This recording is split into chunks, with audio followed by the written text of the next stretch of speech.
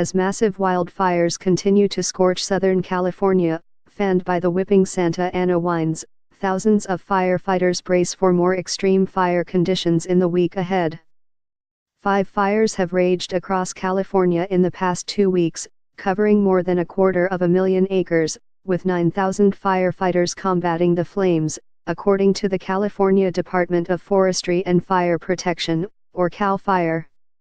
On Monday evening, December 11, a team of wildland firefighters on Division Golf in the foothills of the Santa Ynez Mountains in Montecito, California, battled the Thomas Fire as it bared down on Toro Canyon. The vegetation and brush on the mountain peaks hasn't burned since 1964, and with extra dry conditions from no rain, in addition to record hot temperatures and single-digit humidity, the result was an explosive tinderbox as the fire pushed down onto the canyon. Photographer Stuart Pally was embedded with the strike Team 9140C from CAL FIRE's Sonoma Lake Napa unit, where the deadly Tubbs fire took place in Santa Rosa, California, in October.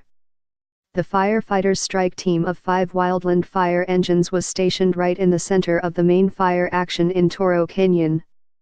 The strike team leader said his crews were returning the favor for all the firefighters from the area that came to help them during October's deadly fire siege in Northern California. Although the fire had seemingly died down during the day, it was a raging blaze by sunset due to the wind, and fire crews were forced to retreat downhill as the fire front hit to ensure firefighter safety.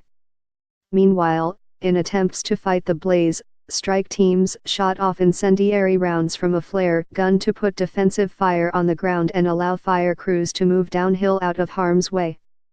However, strong winds drove the main body of the fire downhill with unprecedented speed, starting additional spot fires all around the crew and Pally.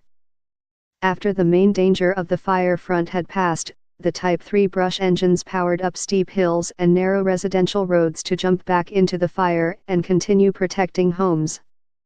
Fire crews worked until 8 a.m. The next day, and after a 30-hour firefight, every home out of the hundreds except for one was saved.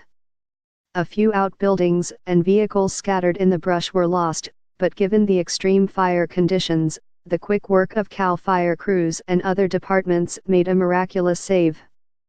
However, the state has spent more than $34 million on efforts to suppress the Thomas Fire, which has knocked out electricity for thousands of residents and driven many more from their homes.